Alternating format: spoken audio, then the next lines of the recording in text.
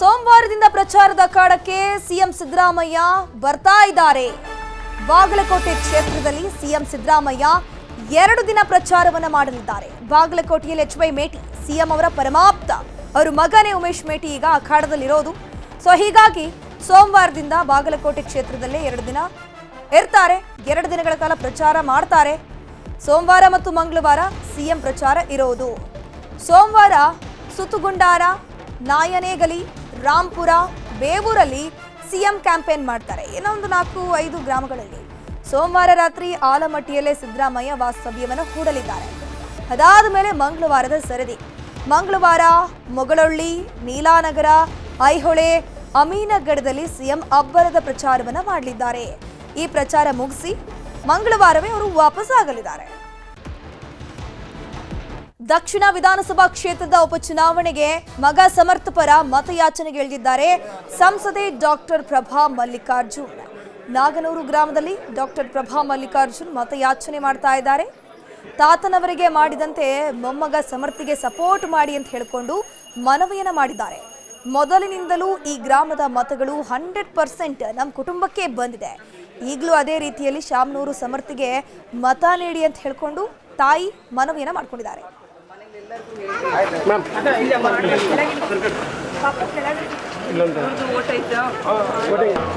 ಒಳಚರಂಡಿ ವ್ಯವಸ್ಥೆ ಮಾಡಿದ್ರು, ಚರಂಡಿ ಮಾಡಿಸ್ಕೊಂಡಿದ್ದೀರಿ.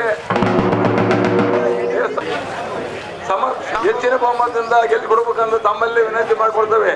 ಯಾಕಪ್ಪ ಅಂದ್ರೆ ಇಂದಿನಿಂದ ಕ್ರಿಕೆಟ್ ಹಬ್ಬ ಐಪಿಎಲ್ ಹಂಗಾಮ ಶುರುವಾಗಲಿದೆ. 10 ತಂಡ, 65 ದಿನ, 13 ನಗರ, 74 ಪಂದ್ಯಗಳು ನಡೆಯಲಿದೆ. ಬೆಂಗಳೂರಿನಲ್ಲಿ 50 ಐಪಿಎಲ್ ಉದ್ಘಾಟನಾ ಪಂದ್ಯ ಇರೋದು. ಬರೋಬ್ಬರಿ 18 ವರ್ಷಗಳ ಬಳಿಕ, ಗಮನಿಸ್ತಾ ಹೋಗ್ಬೋದು, ಬರೋಬ್ಬರಿ 18 ವರ್ಷಗಳ ಬಳಿಕ ಬೆಂಗಳೂರಿನಲ್ಲಿ ಐಪಿಎಲ್ನ ಉದ್ಘಾಟನಾ ಪಂದ್ಯ ನಡೀತಾ ಇದೆ. ಉದ್ಘಾಟನಾ ಪಂದ್ಯದಲ್ಲಿ ಆರ್ಸಿಬಿ ವರ್ಸಸ್ ಸನ್ ರೈಸರ್ಸ್ ಹೈದರಾಬಾದ್ ಇರೋದು. ಕಾಲ್ ತುಳಿತ ಬಳಿಕ ಚಿನ್ನಸ್ವಾಮಿಯಲ್ಲಿ ಮೊದಲ ಪಂದ್ಯ ನಡೀತಾ ಇದೆ. ಐಪಿಎಲ್ ಆಗೋದೇ ಇಲ್ಲ, ಆರ್ಸಿಬಿ ಮ್ಯಾಚ್ ನೋಡೋಕ್ ಆಗೋದಿಲ್ಲ ಅಂತ ಹೇಳ್ಕೊಂಡು ಕ್ರಿಕೆಟ್ ಅಭಿಮಾನಿಗಳು ಬೇಜಾರಲ್ಲಿದ್ರು. ಈಗ ಉದ್ಘಾಟನೆ ಪಂದ್ಯನೇ ನಡೀತಾ ಇದೆ. High voltage match. ಆರ್ಸಿಬಿ ಅಭಿಮಾನಿಗಳಿಗೆ ಸಂಭ್ರಮವೋ ಸಂಭ್ರಮ. ಕೊಹ್ಲಿ ಬ್ಯಾಟಿಂಗ್ ಕಣ್ತುಂಬಿಕೊಳ್ಳೋ ಕಾತುರ ಎಲ್ಲರಲ್ಲೂ ಕೂಡ ಇದೆ. ಸಂಜೆ 7ವರೆಗೆ ಉದ್ಘಾಟನಾ ಪಂದ್ಯ ಆರಂಭ ಆಗಲಿದೆ.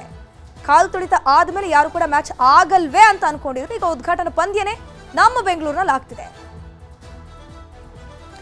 ಬೆಂಗಳೂರಿನಲ್ಲಿ ಇಂದಿನಿಂದ ಐಪಿಎಲ್ ಮ್ಯಾಚ್ ಆರಂಭ ಆಗ್ತಾ ಇದೆ. ಕಾಲ್ ತುಳಿತದಲ್ಲಿ ನಿಧನರಾದವರಿಗೆ 11 ಸೀಟ್ ಖಾಲಿ ಇಡಲಾಗಿದೆ. 11 ಸೀಟ್ಗಳನ್ನ ಖಾಲಿ ಬಿಟ್ಟಿದೆ ಕೆಎಸ್ಸಿಎ. ಖಾಲಿ ಸೀಟ್ಗಳಿಗೆ ಸುತ್ತಲೂ ಕೂಡ ಹೂವನ್ನ ಹಾಕಿ ನಮನವನ್ನ ಸಲ್ಲಿಸಲಾಗಿದೆ.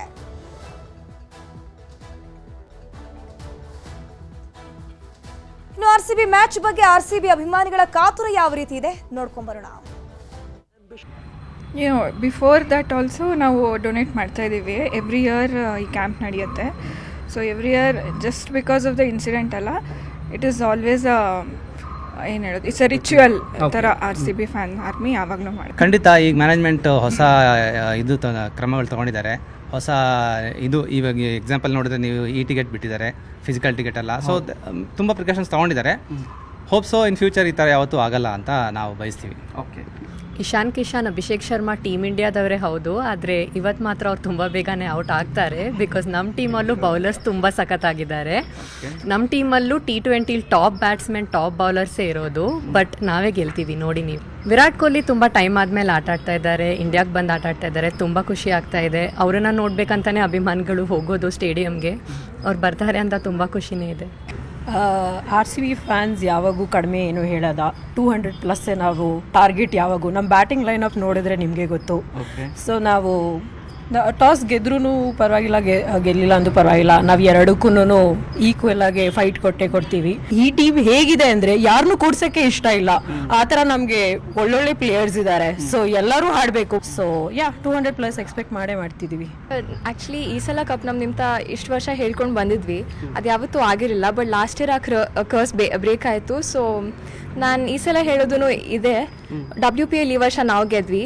ಆ ಟೆಂಪ್ಲೇಟ್ ಸೆಟ್ ಆಗಿದೆ, ಅದನ್ನು ಕಂಟಿನ್ಯೂ ಮಾಡಿ ಈ IPL ನಾವೇ ಗೆಲ್ತೀವಿ ಈ ಸಲ.